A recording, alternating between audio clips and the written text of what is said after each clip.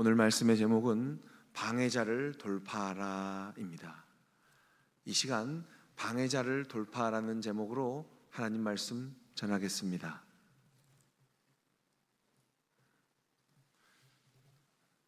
새벽부터 하나님의 일을 하는 우리가 반드시 명심해야 할 사실이 있습니다.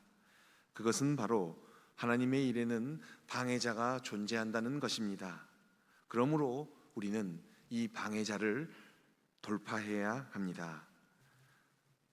그렇다면 우리는 오늘 본문 말씀에 등장하는 주인공은 어떻게 방해자를 돌파하였을까, 극복하였을까에 대하여 살펴보아야 할 것입니다. 물론 이 내용을 알기 위해서는 당시 역사를 먼저 살펴보아야 하겠습니다. BC 586년경 바벨론은 남유다를 멸망시켰습니다. 물론 난공불락의 요새로 여겼던 예루살렘 성전은 함락당하였습니다. 다윗 왕과 그의 뒤를 이은 솔로몬 왕이 하나님께서 주신 모든 역량을 총동원하여 만든 솔로몬 성전 말입니다. 느부사라단 장군은 솔로몬 성전, 예루살렘 성전에 들어와 성전 안의 기물들을 전리품으로 취하였습니다. 이 과정에서 느부사라단 장군은 하나님께서 만드신 성전 규례를 지키지 않았습니다. 전쟁에서 패배한 예루살렘 사람들은 느부사라단 장군이 군인들을 이끌고 성소 안으로 들어갔을 때, 또 성소의 막을 거치고 지성소를 바라보았을 때 성전 규례를 아예 깡그리 무시하였습니다. 하지만 느부사라단 장군과 그의 부하들에게는 어떠한 일도 일어나지 않았습니다. 이방 민족의 장군이 군대를 이끌고 와서 하나님께서 거하시는 예루살렘 성전 안으로 들어왔는데 하나님께서는 그에게 공의를 행하지 않으셨습니다. 그를 치거나 그를 죽이지 않았다는 것입니다. 오히려 하나님께서 예루살렘 성전을 버리고 떠나신 것 같았습니다. 하지만 그로부터 70년 후 BC 516년경 하나님께서는 하나님의 사람들을 동원하셔서 새로운 성전을 만드셨습니다. 우리는 대개 이 성전을 스룹바벨 성전 혹은 제2성전이라고 부릅니다. 그런데 스룹바벨 성전은 제국의 주인공 페르시아 황제의 눈치를 보면서 지어야 했기 때문에 오히려 그 전에 대략 400년경 전에 지었던 솔로몬 성전보다 화려하게 지을 수 없었습니다.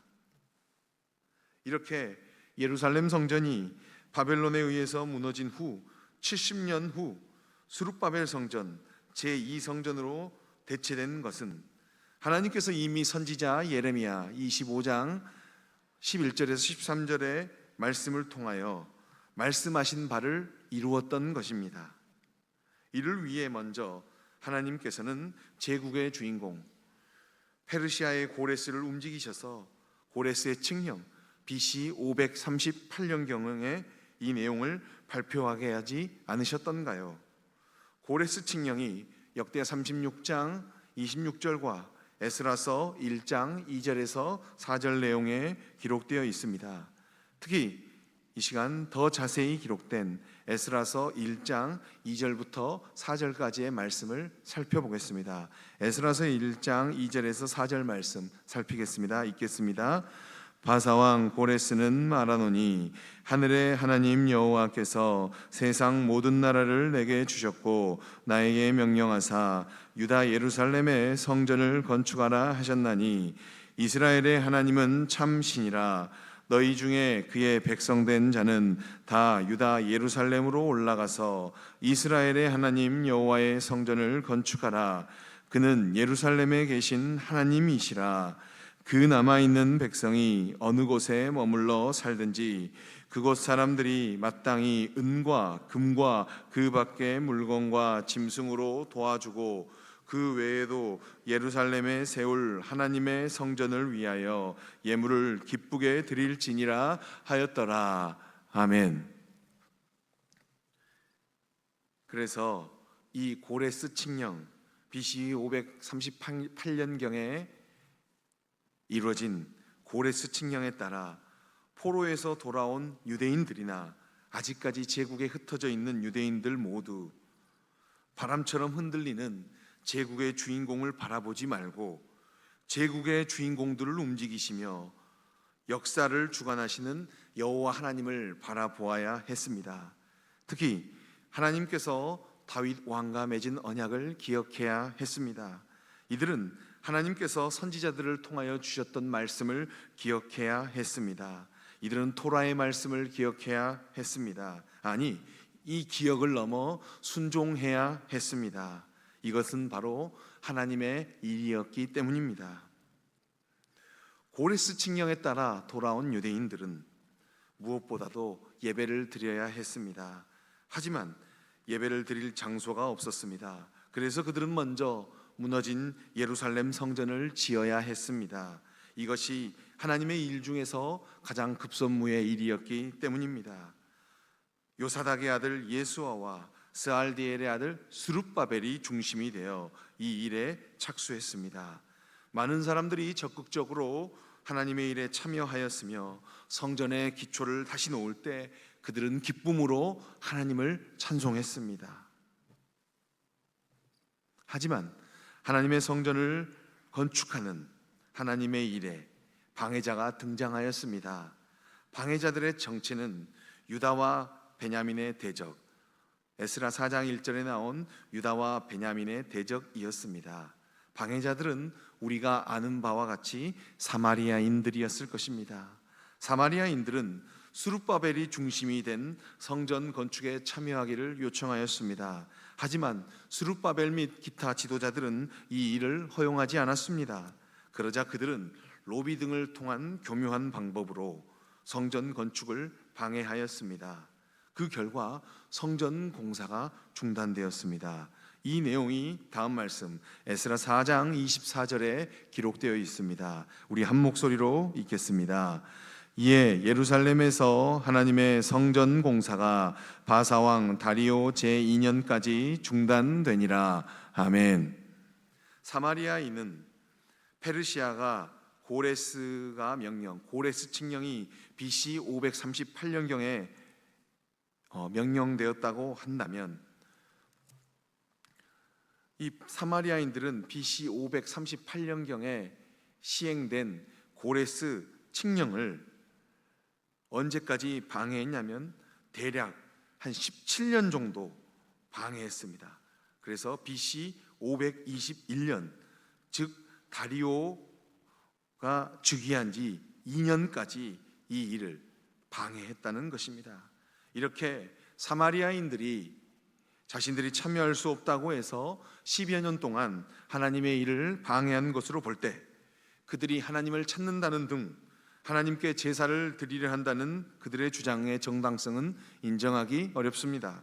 즉 사마리아인들은 하나님의 일의 방해자였습니다.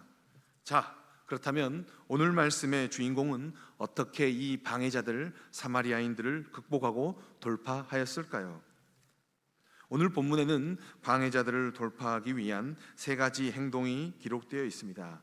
그것은 첫째, 하나님의 말씀을 선포하였습니다. 둘째, 부지런히 일하였습니다. 셋째, 하나님의 역사를 확실히 기억하였습니다. 인 것입니다. 방해자를 돌파하기 위한 세 가지 행동을 각각 살피도록 하겠습니다. 첫째, 하나님의 말씀을 선포하였습니다. 방해자들로 인하여 성전 건축이라는 하나님의 일이 멈추었습니다. 이에 선지자 학개와 선지자 스가랴가 하나님의 말씀을 선포하였습니다. 이 내용이 오늘 본문 1절 말씀에 기록되어 있습니다. 에스라서 5장 1절 말씀 한 목소리로 읽겠습니다.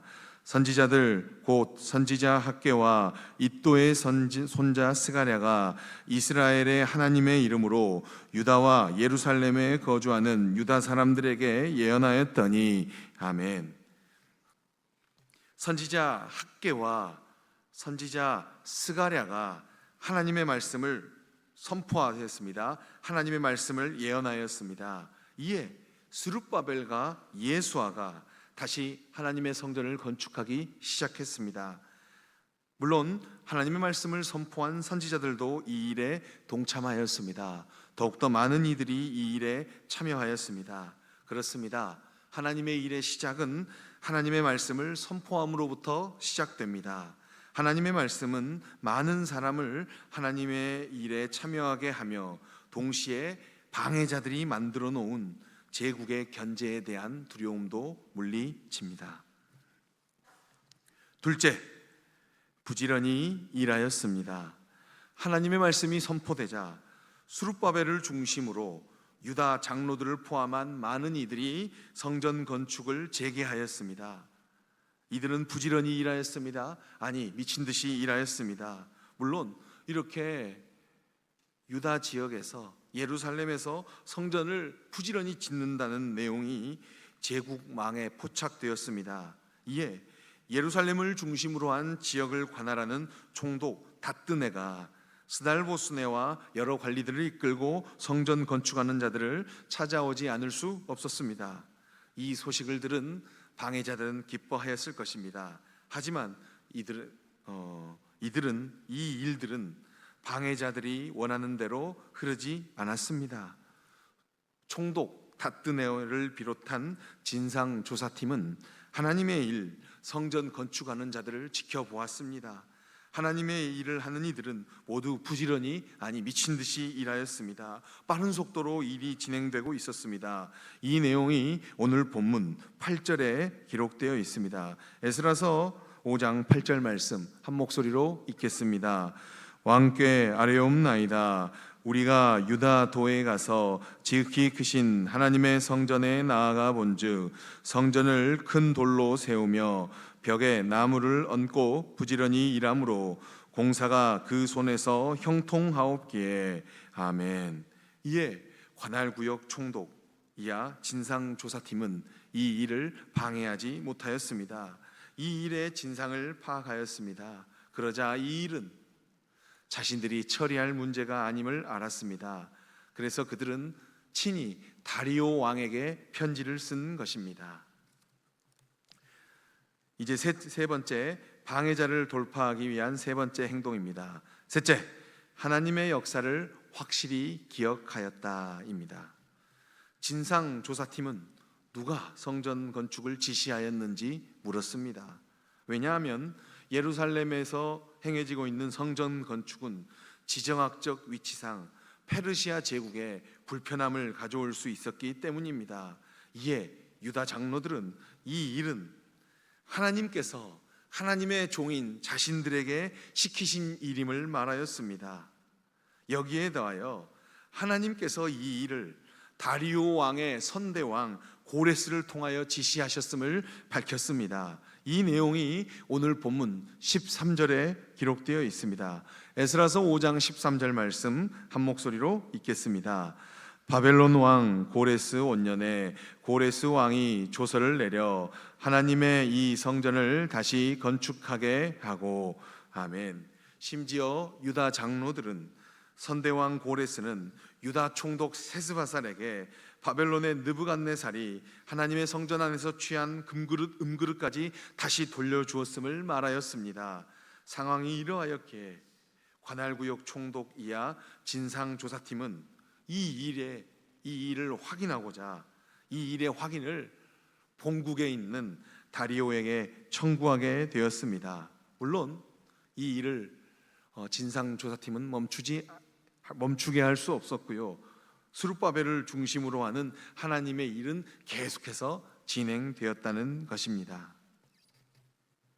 이렇게 하나님의 말씀 선포로 시작된 하나님의 일을, 하나님의 역사를 확실히 기억하는 부지런한 하나님의 사람들로 인하여 방해자들을 돌파할 수 있었습니다.